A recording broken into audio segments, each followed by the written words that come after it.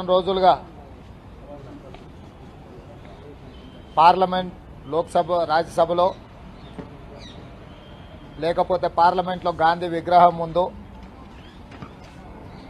TRS party Telangana ఎంపీల యొక్క నాటకాలు భాగోతాలు తెలంగాణ సమాజం ఢిల్లీ పాత్రికేయులు అందరూ కూడా నిశ్చితంగా గమనించారు. నిన్న పాత్రికేయుల సమావేశంలో కాంగ్రెస్ పార్టీ ఏదైతే చెప్పిందో ఈరోజు పార్లమెంట్లో కాసేపు హడావిడి చేసి ఆ తర్వాత కేంద్ర ప్రభుత్వం పార్లమెంట్లో మా సమస్యల మీద చర్చకు అవకాశం కల్పించడం లేదు,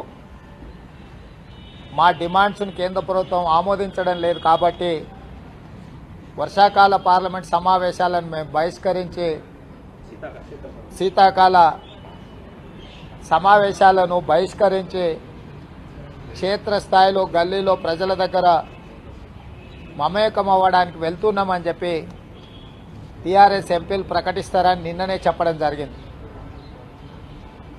మోడీ ఆదేశించిండు, కేసీఆర్ గారు పాటించారు.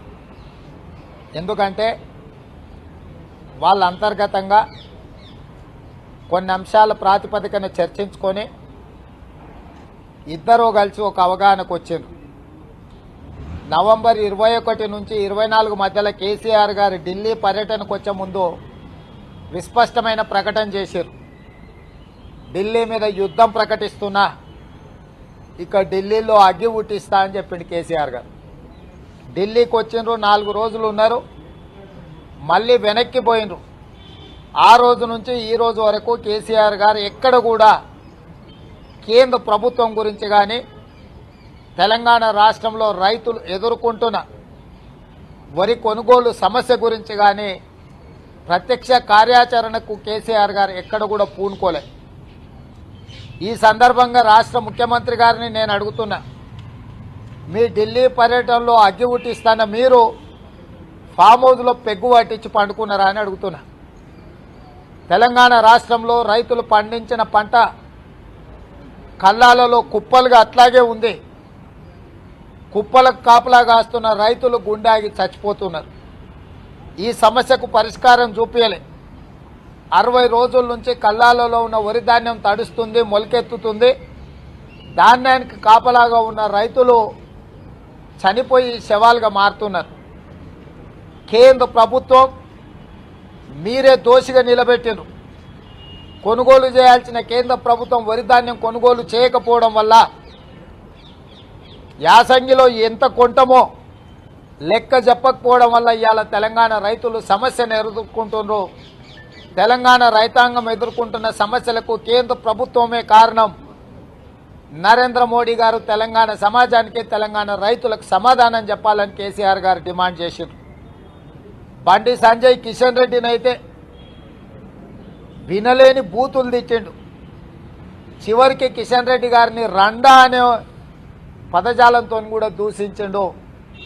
ఎందుకింత తీవ్రమైన పదజాలంతో ప్రతిపక్షాలకు సంబంధించిన పార్లమెంటు సభ్యులను దూషిస్తున్నామని కేసీఆర్ గారిని సన్నిహితులు అడిగినప్పుడు రైతుల సమస్యల మీద బాధ్యత రహితంగా వీళ్ళు వ్యవహరిస్తున్నారు కాబట్టే వాళ్లను దూషించాల్సిన పరిస్థితులు వచ్చినాయని కేసీఆర్ గారు వివరణ ఇచ్చుకున్నారు. మరి ఈరోజు రాష్ట్ర ముఖ్యమంత్రిని నేను అడుగుతున్నా, తెలంగాణ రైతులు ఎదుర్కొంటున్న వరి సమస్య తీరిందా? పోనీ యాసంగిలో కేంద్ర ప్రభుత్వం ఎంత కొనుగోలు చేస్తుందో మీరు అడిగినట్టుగా సభా వేదిక మీద మీకేమైనా వివరణ ఇచ్చిండ్రా? తెలంగాణ రైతుల సమస్య పరిష్కారం కాలేదు. యాసంగిలో కేంద్ర ప్రభుత్వం కొనుగోలు చేసే వరి గురించి ఏమాత్రం స్పష్టతనివ్వలేదు. సమస్య మరింత జటిలమైపోయింది. రైతులు ఇంకా ఆందోళనకు లోనవుతున్నారు. రోజుకు 4-5 కుప్పల కాడ కాపలాగా ఉన్న రైతులు చనిపోతున్నారు. ఇంత ఆవేదన పూరితంతో కూడుకున్న దుఃఖభరితమైన వాతావరణం తెలంగాణలో ఉంటే, రైతులు ఎదుర్కొంటుంటే రాష్ట్రానికి సంబంధించిన పార్లమెంటు సభ్యులు ఎందుకు శీతాకాల పార్లమెంట్ సమావేశాలను బహిష్కరించి ఢిల్లీ నుంచి కాదని గల్లీకి వెళ్ళినరు? సమావేశాలు ప్రారంభం కాకంటే ముందు గల్లీలో మీరు మాట ఇచ్చారు, శీతాకాల సమావేశాలలో ఢిల్లీ మీద యుద్ధం ప్రకటిస్తాము, ఢిల్లీలో అగ్గి పుట్టిస్తాము, నరేంద్ర మోడీ మెడలు వంచుతామని అక్కడి నుంచి మీరు బయలుదేరినరు. వారం రోజులు పార్లమెంట్లో దాదాపుగా 18 ప్రతిపక్షాలు ఢిల్లీ సరిహద్దులో రైతు వ్యతిరేక నూతన నల్ల చట్టాలను ఉపసంహరించుకోవడమే కాకుండా ఈ చట్టాల మీద పార్లమెంటులో చర్చ జరగాలి, రైతులకు కనీస మద్దతు ధర చట్టబద్ధత కల్పించాలి, రైతులు చనిపోయిన కుటుంబాలకు పార్లమెంటులో నివాళులు అర్పించాలి, ఈ చనిపోయిన కుటుంబాలకు 25 లక్షలు ప్రతి కుటుంబానికి ఆర్థిక సహాయాన్ని అందించాలని 18 ప్రతిపక్షాలు పట్టుబట్టి పార్లమెంటులో చర్చకు నిలదీసినప్పుడు కేంద్ర ప్రభుత్వాన్ని, బీజేపీని, నరేంద్ర మోడీని కాపాడడానికి పార్లమెంటులో 18 ప్రతిపక్షాలు చేసిన డిమాండ్ను కాదని టీఆర్ఎస్ ఎంపీలు పోడియంకి వెళ్ళి సభలో గందరగోళం సృష్టించి నరేంద్ర మోడీ గారు, బీజేపీ ప్రభుత్వం తప్పించుకోవడానికి అవసరమైన వెసులుబాటును టీఆర్ఎస్ పార్లమెంట్ సభ్యులు కల్పించారు.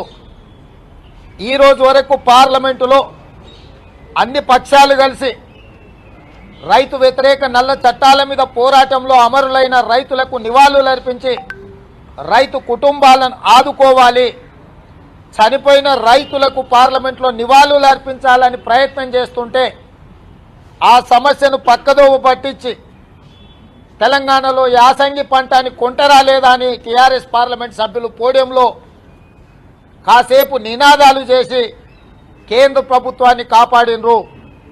అంటే నరేంద్ర మోడీ గారి చేతిలో కేసీఆర్ గారు పావుగా మారి పార్లమెంటులో కేంద్ర ప్రభుత్వం ఎదుర్కొంటున్న జటిలమైన సమస్య నుంచి తప్పించుకోవడానికి అవకాశం కల్పించారు. నరేంద్ర మోడీ గారితో ఉన్న అవగాహనలో భాగంగానే టీఆర్ఎస్ ఈ విధంగా సహకరించింది. అదే సమయంలో టీఆర్ఎస్ కేసీఆర్ గారు తెలంగాణ రాష్ట్రంలో ఈ వరి సమస్య మీద మాట్లాడినప్పుడు కొన్ని అంశాలను లేవనెత్తిండ్రు. బీజేపీకి వ్యతిరేకంగా మాట్లాడితే సిబిఐ ఇన్కమ్ ట్యాక్స్లతో కేసు పెట్టిస్తారు, ఈడీ ద్వారా దాడులు చేయిస్తారని చెప్పి ప్రస్తావించారు.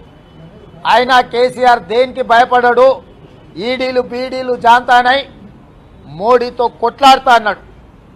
నేను ఈరోజు టీఆర్ఎస్ పార్లమెంటు సభ్యులు ఈ శీతాకాల సమావేశాలను శాశ్వతంగా 23 తారీఖు వరకు నడుస్తున్న సమావేశాలను శాశ్వతంగా బహిష్కరించడం ద్వారా పార్లమెంటు సజావుగా ప్రభుత్వం యొక్క బిజినెస్ నడపడానికి సహకరించడంలో భాగంగానే నిర్ణయం తీసుకున్నారు.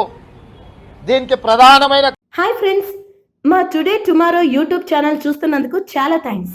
మరిన్ని లేటెస్ట్ వీడియోస్ కోసం వెంటనే సబ్స్క్రైబ్ చేయండి. అలాగే ఈ బెల్ ని కూడా రింగ్ చేసేయండి.